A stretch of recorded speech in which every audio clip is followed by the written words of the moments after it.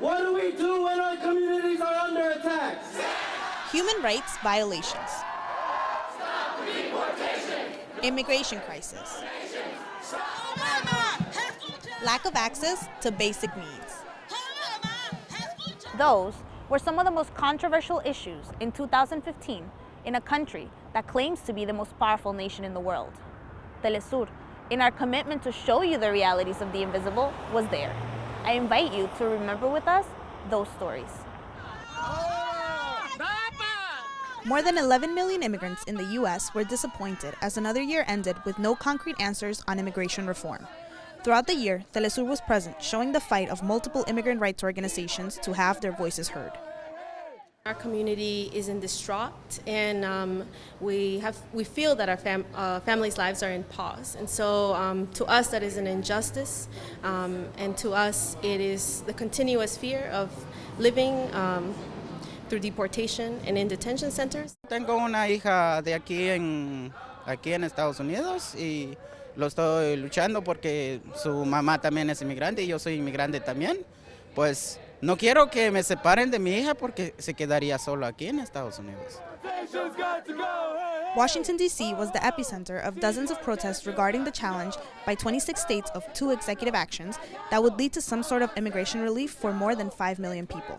The best thing that we can do is educate people, because right now I think a lot of opposition towards immigration is because of lack of information. So as long as they know the benefits that immigrants truly do bring to this country, I think we can all move forward. Liberation, not deportation! Our aim to show the fight for migrants' rights also led to our coverage showing the violations of human rights in illegal immigrant detention centers of Central American mothers and children, as well as members of the LGBT community.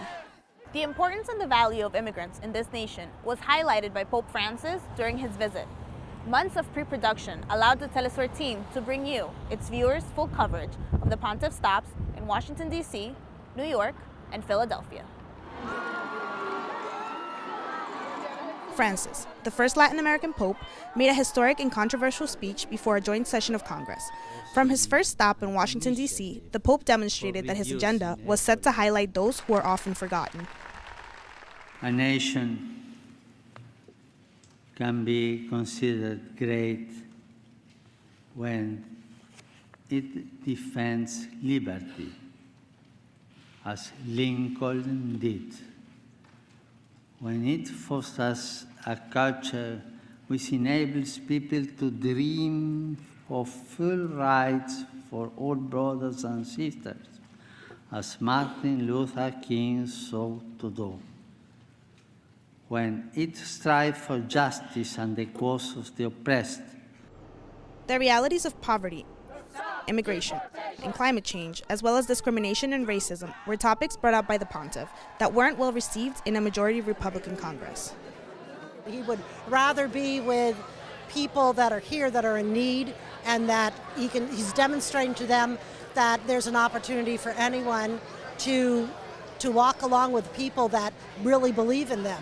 So I think that's the message he was trying to get to them, and in turn it gets to us to be more supportive of others in our lives.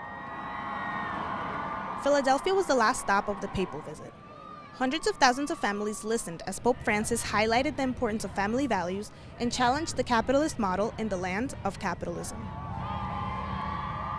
Another historic event that took place in 2015 was the reopening of embassies in Washington and Havana, a first step towards a reestablishment of relations between the U.S. and Cuba.